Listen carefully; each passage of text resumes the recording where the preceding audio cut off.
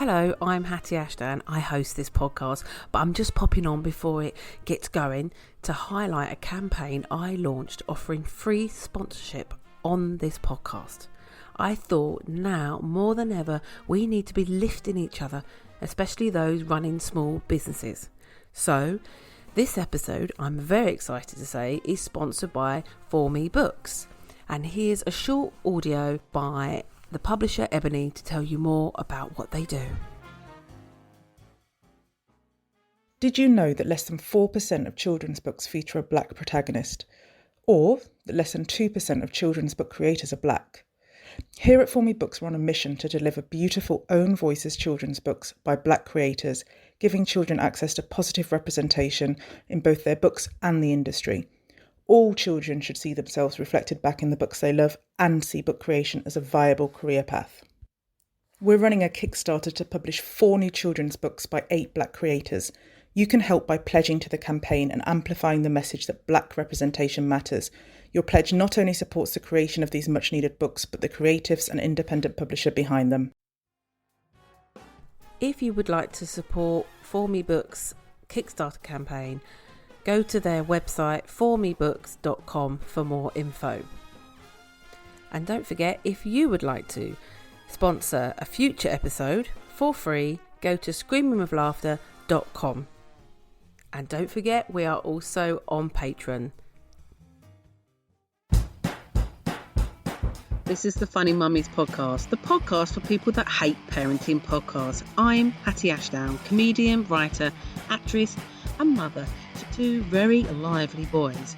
Each show I'm joined by funny mummies from the world of comedy, arts and everyone who can help us in this crazy world of parenting. So settle in as we find the funny side of parenting and being bloody great women. Hello, I'm Hattie Ashton and welcome to the Funny Mummies for the Other Woman show on SOHO Radio. This is another episode in our Birth Stories series. In this episode, we speak to Alexis Strum as she shares with us her very positive experience of a C-section birth and lots of other funny and quite inspiring takes on motherhood and work. And I'm very happy that I'm joined by my favourite regular co-host, Gemma Beagley. Now, Alexis is an actress, writer and singer-songwriter and a hard-working single mum of 1.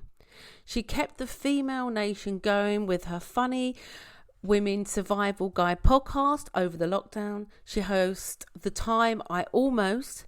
Her comedy acting credits include BBC's Wannabe, ITV's Time Wasters, Sky's Sick Note and many more. As a stand-up, she was the character Aussie Denise, which gave her a finalist spot in the Funny Women's Awards. She's also written songs for Kylie Minogue and Rachel Stevens. So, let's go on with listening. So, we do a little quick fire round. It's like, you know what it's like as a mum, you never get to finish a conversation, so you never feel I've got a mum friend round here, I've known her for 4 years, I still know very little about her. So, it gets to end any conversation. So, this is a very quick fire round. Just don't think about your answer. Just to get to know you. So, okay. Tea or coffee? Both. Oh, stand up or acting? Acting. I think I know the answer. Babies or toddlers? Oh, babies. Babies. Teething or tantrums? Oh, teething. Yeah. Yeah, I'm with you. Well, welcome. Tantrums. Sorry. Yeah. Oh, I've got an extra one. I wrote. Here we go. Your go-to parenting meal. Chicken nuggets and chips or smashed avocado on quinoa?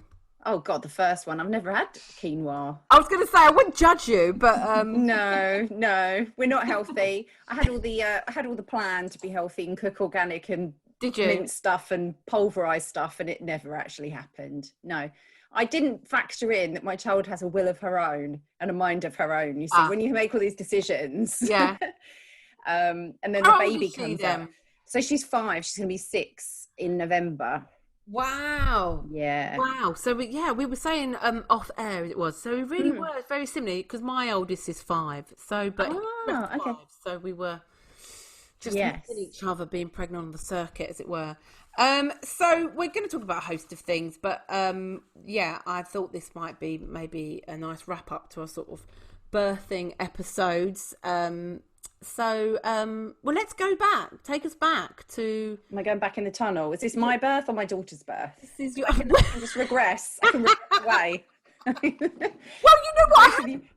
I have asked people if they do know anything about their own birth. I love to hear it because a lot of people don't know anything. And no, I think just the angels sang and, you know, like, no, I don't know much. I think I was an easy birth, my mum says. I'm a second child. Right. So I just flew out of there. Same, yeah. Oh, really, Gemma? Oh yeah, Peace Mum said, yeah, because as you know, my mum had said to me when I was pregnant, the bigger the baby, the easier the birth. You see, and I was a big and ugly, the ugliest thing she'd ever seen. To that point, she said. There you go. You'd love Gemma's mum. She is a hoot. Oh, I love top quality mums are my favourite. I just want to hang out with some good mums right now. Well, I was number 4, so my mum just coughed, and I think I dropped out. So. Okay, so you wasn't so we're going back to 2014. She was right? And so what was she, can I ask if she was planned or? Yes, actually, someone asked me that on a dating app recently, so I swiftly blocked him. He was like, "Oh, so I noticed you've got a child or children, whatever. Was your child planned?" And I thought that's got to be up there to ask someone when trying to date them. Surely, when you haven't even met them. Why? But why? What? Yeah, why? Why ask? Because I think maybe he wanted to ascertain whether I was a slut before meeting. Do you know what I mean? Like, how loose can your morals be if you've had like an unplanned child? I think not that I'm saying that that's the case, but I think he was hoping that, you know, that it was like some sort of indicator of my personality. It was so incredibly rude. It really took me aback. And he was a composer. He was like a really well-educated composer. He wasn't like massively younger than me or anything. And I just thought, wow, that's so rude. But I digress. She was very much planned. I was married. We really wanted to have a child, children. And we did all the right things once we realised that there's a fertility window in every month. Prior to that, we just didn't have a clue. And then went to the doctors and said, oh, been a few months, nothing's happening. And she said, oh, you do know you have to kind of get down to it when you're ovulating. And we're both sort of like, what? Yeah. What's an ovule? Do you know what I mean? We're a bit stupid with it when it came to that sort of thing. And then as soon as we knew the right time, it happened very quickly, actually. Yeah, it's quite surprising. That moment, I've got a picture actually of myself holding that pregnancy test. And that moment, it's so incredible, isn't it? Yeah, and I've still got the pregnancy test. Yeah, I think I've got mine somewhere. I've got mine. Melody, my daughter, went on it. That's got we on it. Yeah, exactly. But that moment is so wonderful, and not to. I'm always really conscious of people that have a pregnancy test and then aren't successful with the baby, and they don't end up having a baby, and it takes away from that wonderful moment. And I just kind of always want to acknowledge that not everybody is as lucky to have a full-term pregnancy, etc. But that is a lovely moment. It's a really amazing moment of, it just feels like, you know, when you bake a cake, you put all the ingredients together and you think, if I put baking powder in that and a bit of an egg, how's that ever going to make, I don't understand, how's that going to make a cake? And then when it all goes together and you've done it, it feels like such a huge achievement, I think. I'm sure we've all got friends who have struggled to get pregnant, and they've gone through fertility treatment. And when you sit and you listen to them, they say, well, all the things that have to happen in order to get pregnant. Where it has to get there and then go there, and then this happens and that has to happen and that has to happen and you think, fuck me, like, how does it ever happen by accident almost, unplanned, it is without getting too deep, but it is a fucking miracle, really. It is. I think that's what came over me. I was just going to say, when you said baking a cake, I was like, very appropriate to bun in the oven, of course. But yes, I remember that sort of like, I just couldn't acknowledge that I was pregnant, really. Not one of those ones in denial. way. But it wasn't until he came out, I was like, oh, it's a baby. Yeah. You don't really believe it, I suppose, do you? Even when it's moving around, it's such a strange sensation. It sometimes in the beginning it just feels like, I suppose, like you got the farts or whatever.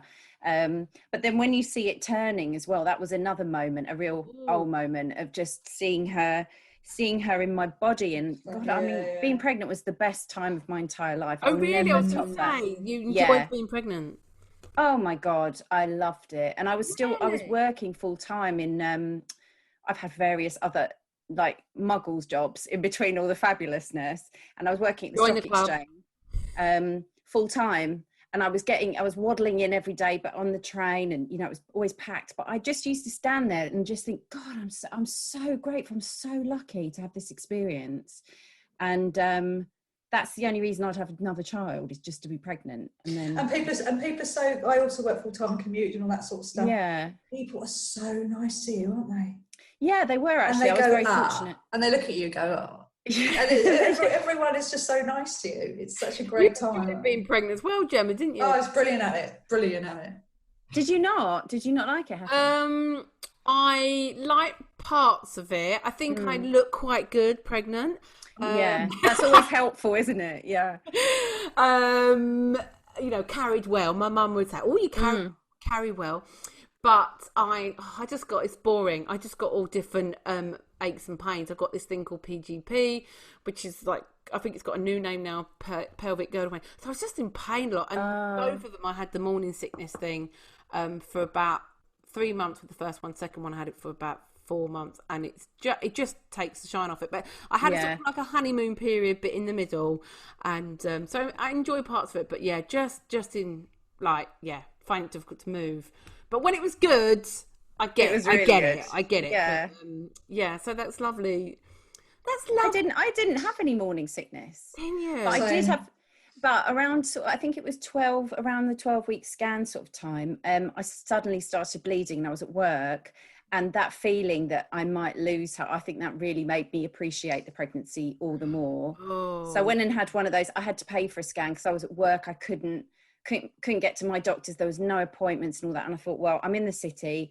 There's a place around the corner, and I'll just pay and get a scan. And that, just the reassurance of hearing that heartbeat was incredible. But there's as you say, Gemma, there's so many things along the road that can go wrong with a pregnancy. And I was a geriatric mum, so you have that drilled into you at every single appointment that you have. You get extra appointments and all that, don't you? That's it, and you get that little booklet that's got the age brackets. It's like, over 37, we usually boil you down for glue. But, on this occasion, if you have a baby, it's probably not going to turn out how you plan. It's very frightening. So to meet all those milestones and still have the baby is a really huge miracle, and I appreciate that. So how were you feeling about the birth? Were you feeling positive then? Did you have a birth plan, as they say? No, because I always knew, because I'd had a fibroid removed a few years prior to that, and I'd always had ovarian cysts and endo and all different various bits and bobs that you could possibly have. So I'd had a very large fibroid that made me look at the time like I was 16 weeks pregnant, and I'd had that removed. So the doctor said, if you ever bear children, you won't be able to have it at your fanny. So I was quite pleased, because I knew. Do you know why that is, Alexis? Could you explain why that would be? Yeah, because the position that they cut at was sort of similar to a C-section cut.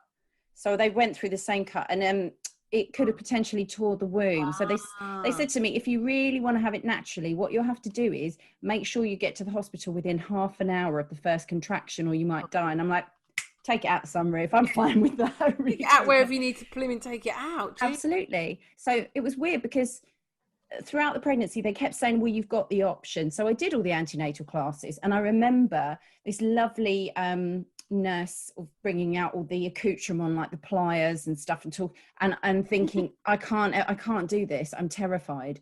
So I got the easy way out. And I do know of friends who've elected to have a C-section because they're so terrified. And that's totally valid. I completely understand that. Yeah. I can sort of get away with mine. It wasn't that I was too posh to push, but could have ruptured my womb, and Yeah. So yeah, it was nice because I knew the date, which is a really good bonus, isn't it? Yeah. And you can plan. So I had the date planned, and bought a house at the same time, and we exchanged on the house same day as the elective C-section. So it was an absolute, it was just a nightmare. But yeah, a very pleasant. Because I know very little about C-sections. I only know, like, my sister had, often, like you say, it's nice that it was elective because my sister's was like an emergency one, which is a very different experience. Yeah. So what happens then? So you've got your date set, you've got your little bag packed. Yeah, it's really surreal because it doesn't feel like you're going in for a baby. I'd had lots of operations in the past, such a sharp one. I had loads of operations. So it just feels like you're going for a procedure, and they call it a procedure. And you turn up in the morning.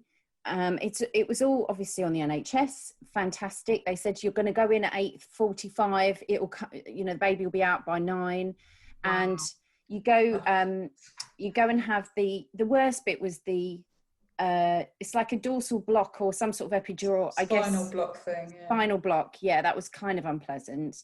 But once they've done that, literally they whack you on the table, and the surgeon, who was very cavalier, I didn't like his attitude. He was very like, I've been there before, I've done this. Right. Just straight away. Was he playing classical music or something? No, he wasn't. But there were a lot of people in the room as well. It didn't feel like a massively emotional situation. No one really sort of cared. I'm saying this now, I've never actually thought of this before, but no one really cared to sort of check in with how I was, or is there something we can do? Is there some music you'd like or something? Yeah. It was just very like, let's whip out this wart sort of thing. And then, they made the incision, and straight away, it feels like someone's washing up in your stomach. That's the only thing I can compare it to. It's like there's a washing up bowl. He's moving bits around, grabbing the bits he wants to get.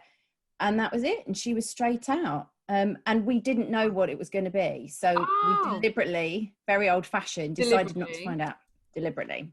So when they went, it's a girl. And I always say to my daughter, they show me your foof. And they went, because that's how they do it. That's the proof, isn't it? They go, look, genitals of a girl. It's a girl. Very strange. But it was all over and done with in 10 minutes, I would say. 10 minutes. Can I ask a question? Yeah, please. Yes. Do you wear knickers when you're doing a cesarean? I don't remember. I don't think there'd be blood, wouldn't there? I guess. Yeah, because I don't even know how if there's an after. No, well, that came out my stomach as well. They'll pull that out. Yeah, that all came out. So there was no blood at all anywhere from my lady garden. You didn't get any? No, but I will say that recovering from a C-section is the first day, because they encourage you to get up and move around out of the bed by the next morning to know that you're okay and things are healing and stuff. You have to commit to that process. And standing up after a C-section, that I passed out. I mean, it was the most horrific pain. And you have to stay in for about 3 days. I'm really gonna have to trigger warning this podcast, aren't I? Sorry, yes. I've had to do it all of them. Yeah, it's very painful. It's very painful. But you do get over it very, very quickly. One of the things that they didn't tell me as well is you have to give yourself injections straight away as well. As soon as they get you out of the hospital, and you go home with a massive, those yellow needle bins. They have at junkie sort of clinics to stop you from getting it's iron. I think yes, I assume so, something like that, or iron or something. So it's very weird. I felt very sort of they're kind of like, they cut you up, they use music, off you go, there's your bag of needles. They say, grab a bit of the fat in your belly and just shove that in there, or grab a bit in your thigh. And it was just like, well, what if I'm a bit squeamish about needles, or what if I'm what I'm doing?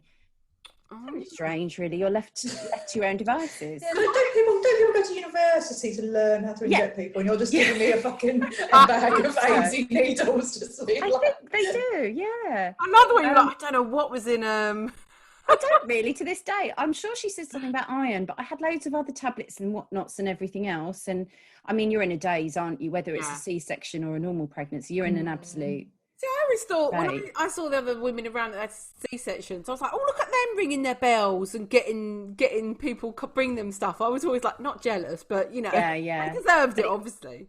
But it's like is it your transverse abdominal muscle or something? It goes right across through all the muscles and everything. So it does take. You understand why they say 6 weeks. You are cutting half, essentially. Yes. It actually, it's interesting you say that because it felt kind of vaguely medieval. Do you know what I mean? There is. It's a process that I imagine probably went on hundreds of years ago, except now we've got better epidurals and stuff. But it is basically, they're just completely cutting you in half. And sorry to go on about it. So there's no vaginal bleeding after a C-section at all. Well, I didn't have any, but I don't know if that's the exception rather than the rule. I'm not sure. I think afterwards, for a couple of days, I did bleed, but that was after the effect, and I don't know if that was the drugs or what that was. I mean, it must throw your sort of settling down in some way. I don't know. I'm not sure. I think your whole body goes into a tailspin, doesn't it? Really. I know, like with the whole pelvic floor thing, people go, "Oh, well, I had a C-section." It's like, well, that's rubbish. You still you can still have leakage, ladies. Yeah, because of the pressure. Because that weight right towards the last couple of weeks bearing down on you, it feels like you're carrying a bowling ball there. So, and you're already starting to widen, because biologically that's what your body does in the last stages of pregnancy. But I mean, I don't want to get too into it, but I suppose it is a privilege not having to, some of my friends that got, torn and stuff, and that must be really awful. I don't think there's like pros and cons to both options, aren't there? I think, as you say, with your sister, having an emergency C-section must be really, really frightening, especially when you've got a plan in place and that all goes out the window and you're just like, oh no, what do I do now? Yeah.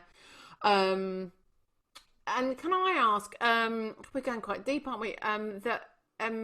Did you have any, because I've always wanted to ask this, the bonding thing. Yeah. Because for me, I always connect birth with the whole, and I'm not sounding like, oh, you've got to push them out to have had that bonding, but the whole being absolutely exhausted and pushing them out and the blood and all that, and then they're plonked on you, which can also go the other way. You're like, I'm too exhausted to even bond with you.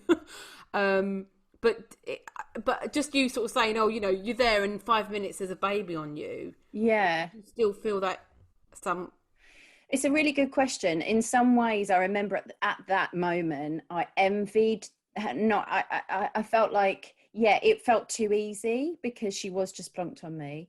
The bonding side of things didn't, for me, that happened instantaneously. That was crazy. I was just mad in love with her. And, but I wasn't able to get my milk come through. And that was really frustrating, because I didn't feel like a failure, but it was just, sometimes with C-sections that happens because it takes a couple of days. There's the hormone that kicks in then. That's right. The milk, right? Which is actually a bonding hormone, I think. I'm no scientist, but so that hadn't kicked in. And what happened was, one of the nurses, obviously they didn't want Melody to starve. They started giving her formula the very same night she was born. So then once she'd had it, she didn't want to breastfeed. Oh. So I didn't really have that option. I did try. I remember my mum always talks about this. There was one day, because I was staying with my parents so that they could help me through the process. We were moving house, so my husband at the time was doing all the move and stuff. And I had 3 midwives in a day come round, and every single one of them walked through the door, I'm going to get you breastfeeding by the end. Stop doing all this. And they were all gone out of there. I've never heard of anything like it. And I mean, if I was more insecure about myself, I probably would have crumbled at that point and thought, oh my God, I was a failure. because I do think that does help with the bonding. Obviously, there is something there, that skin on skin, and I don't regret not being able to breastfeed. It would have been nice. It would have been a nice optional extra. Yeah. And of course, it's cost effective. She was on some formula that was like, she had reflux, so I had to get this special formula, and it was really expensive. People don't really talk about the cost of things like that. So during the beginning of before lockdown, when people were panic buying, I had a friend who she had a baby at the end of January, beginning of February, I think, and she couldn't get any of this fucking formula that she needed, a special reflux one. And I was panicking for her. Yeah, it's awful. She couldn't fucking find any anywhere. I saw a couple of messages actually I started a Facebook group at the start of things, just to sort of try and connect people that were short of stuff. And there were definitely a couple of ladies that were in that situation. It's difficult because it's like there, but for the grace of God, go I. I want to say what arseholes were buying everything up, but actually maybe they were feeling that same anxiety. Yeah. I saw someone put a picture up today of some empty shelves in a supermarket. I was like, no! People started to panic again. But was it a real picture from today though? This is the thing. Are some people sharing? But because some of the newspapers are really scaremongering, and I don't even want to get into that. There's so the whole nonsense of it all. I mean, it's just. I never truly believe something unless it's Chris Whitty, because I do trust Chris Whitty. I'm quite a fan. Got a strange, weird crush on Chris Whitty. He's like, he knows stuff. Do you know what I mean? He just kind of reassuring. Chief medical officer. Okay, yeah. I'm getting to. I've been really bad on my name, so He's the bald one with the glass. Usually wears. No, he doesn't wear glasses. The other one. Valance wears. I went on the proper old school. Went on the government website and just looked at everyone's name, what they did. So I was like, I think that's good. Bad it's good at not knowing. What was I going to ask you? The breastfeeding, and I'm going to call it an obsession by health workers. Yes, that's what I'm going to go back to. Good. I breastfed. I tried. It worked. Good for me. Lucky me. And that's as far as I'll go on it.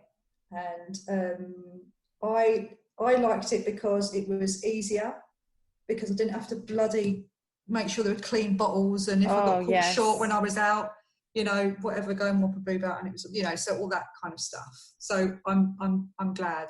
However, I started smoking again, I'll admit, 10 when Alistair was 10 days old, right? And I'd go outside and I'd wear a coat and whatever, wash my hands and whatever. To start off with, I must admit, okay, I'm going to completely admit that. When the health workers came to see me, or I was ever going to take him to be weighed, and I say like, oh my God, I'm smoking, and they go, doesn't matter, just keep feeding. Like they couldn't even give a shit that I was smoking, as long as it was just like, just keep feeding. And it was like, wow, like this is trumping smoking, for fuck's sake. That's amazing. I'm quite surprised. I didn't think you were going to say that. Yeah, I mean, there is that whole breast is best. You get that throughout antenatal classes, throughout the messaging, everything is breast is best. But it's only best if your child actually wants your breast. And I joke about it with my daughter now, and I'm like, she was so determined on day one, she did not want that milk. Yeah, she didn't. She just didn't fancy it. That's her, that's her prerogative. Again, I'm not a midwife or a latch specialist, but it's about latch, and maybe she just took better to the bottle and not the nipple and all that. I don't know. But my thing is I don't think I've heard, and we love midwives, obviously.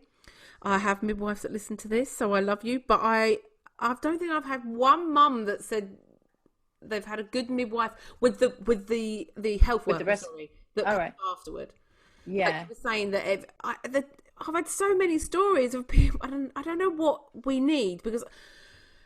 So sorry, I'll back up a bit. As in, I had a friend of mine, similar thing to you, come in and go, right, this is what you need to do. You need to get like a baseball, and she's like pushing the baby's face into her boob, and then another one, God. and another one saying a different thing, and it's like, I felt it felt again a very class thing when I had my first one. I had trouble breastfeeding, and not massively like some people. I got it in the end, but a lot of my problem was because they got really, really big, and I had problem with positioning and stuff. And you're tired and you're not thinking straight. And so a lot of the people on my NCT were like paying for like a latch to come round. Is that a thing? Yeah, it's a thing. Oh my gosh. And right, okay, I didn't know that. I came really close, but I was also like, oh, it's like £90. I don't know if we can like afford that. And then feeling like, okay, so I'll just go. And in the end, just talking to different people, and it just happened. But I was really close doing it. Wow. And yeah, they come around, and I guess maybe they just can give you the time that, sort of, I don't know, and it just, midwives can't. It can feel intimidating though, and you're at such a vulnerable state, and your body feels like it's just like this raw piece of meat at that stage, and you don't know. It's weird how it's having a baby. It's like you're growing something, but it's like all of your confidence goes into that little person, and they come out, and then you've got that's absolutely spot on. Yeah, that's how it felt. I mean, it took me a long time to feel like a human being again, I have to say. I certainly didn't have any postnatal depression, but I just felt like very detached from myself and who I used to be. And, now I'm super strong, but I think, definitely looking back at it robbed me of something for sure. That is so bloody interesting because, God, no, it's turned into therapy. But I always say I feel like I've lost something in the last couple of years. And you saying about confidence, I've never heard that before. What that confidence goes into that little person? Because I thought it was because I lost my mum coming up for 4 years. And I always put it down to that. I always go, well, it's because I've lost my anchor in this world, but maybe it's the blooming kids, because I'm just not as I'm getting there. I think so, yeah. I hope. But my youngest is 2, so. But I think you're still in that period. Yeah, it takes I mean, look, I don't want to diagnose you or anything. I can only speak about my experience, but certainly I identified that very quickly after having her. Probably within the second month, I remember just having this moment of thinking, oh, that is actually the thing that I'm missing is my confidence. And I wasn't particularly confident before, but I'm not talking self-confidence so much. I can't even put my finger on it. It's just that, loving yourself. I know it's partly your sense of being able to make decisions and having faith in your decisions. And your intellect and lots of other bits that go into who you are and your confidence as a woman, let alone as a human. And that definitely took a while to claw back. And I can see, my relationship ended for all kinds of reasons, but I can see why it's like one of the biggest reasons why people would split up, because it's like having a baby, throwing a bomb into a relationship, really. It's like, it's either going to bond you and right. How old was your daughter when you separated, Alexis? She was 2, yeah. So very young, but it's taken a lot of time. And actually now, especially during lockdown, we've kind of reached a point where there's like some civility there, but I think divorce takes a long time really to get it right and shape it in the best way for everyone. It's always going to be biased against somebody, but when you get it right and it's right for the child and for both sides, that takes years,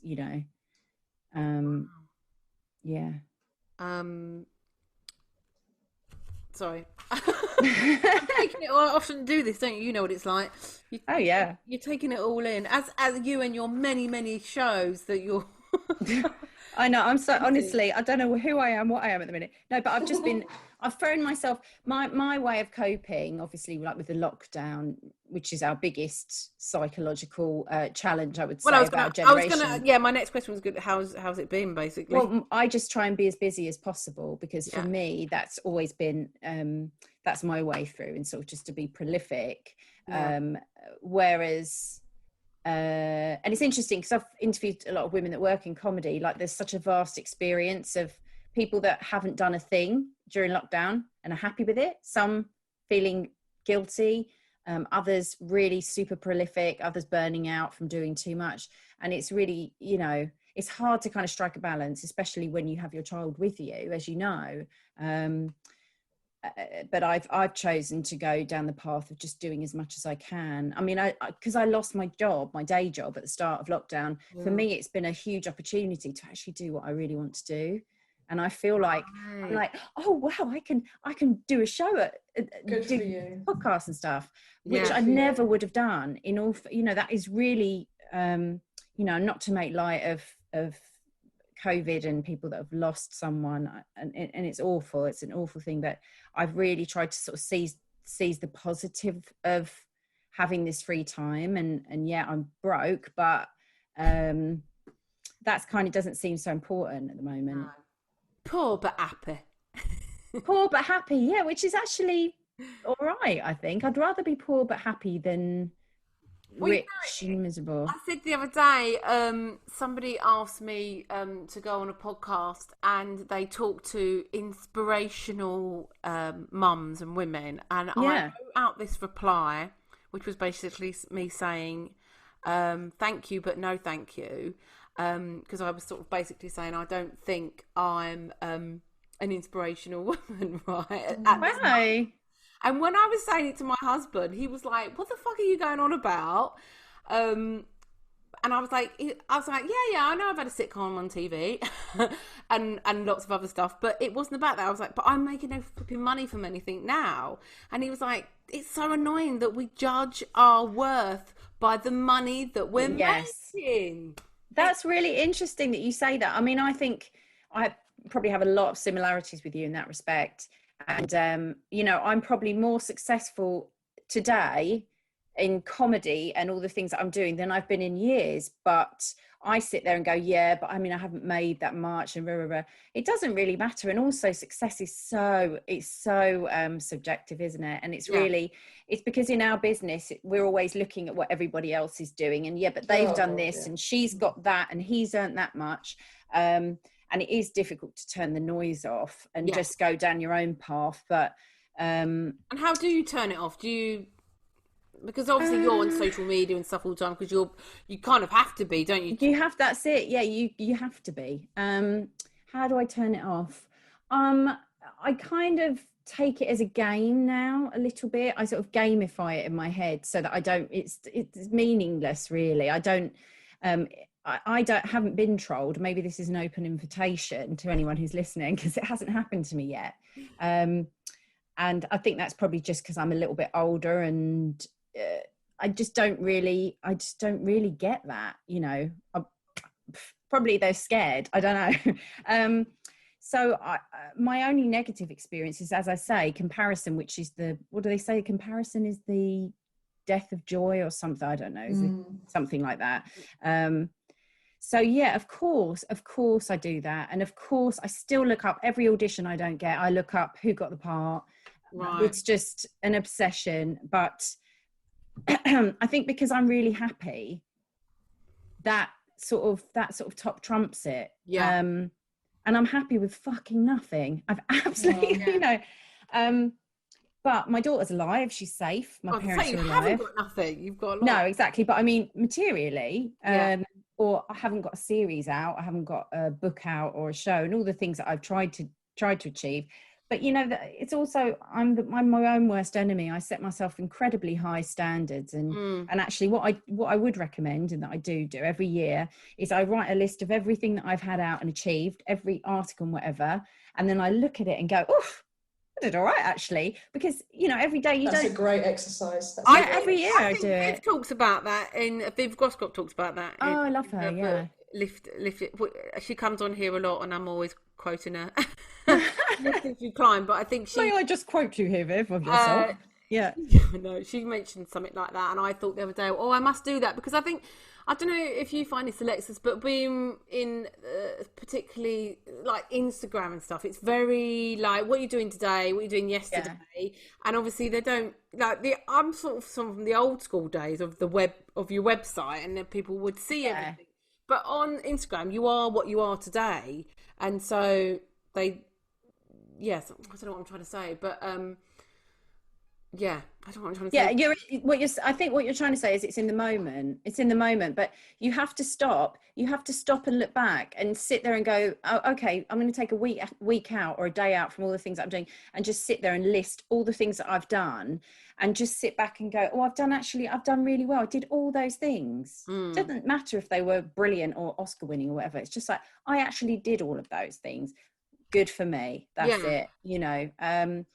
But I mean, I don't really go on Instagram so much. Twitter's my main sort of vehicle. And I've seen a lot of this cancel culture over the summer has been huge. And that's scary. But I heard about this today, cancel culture.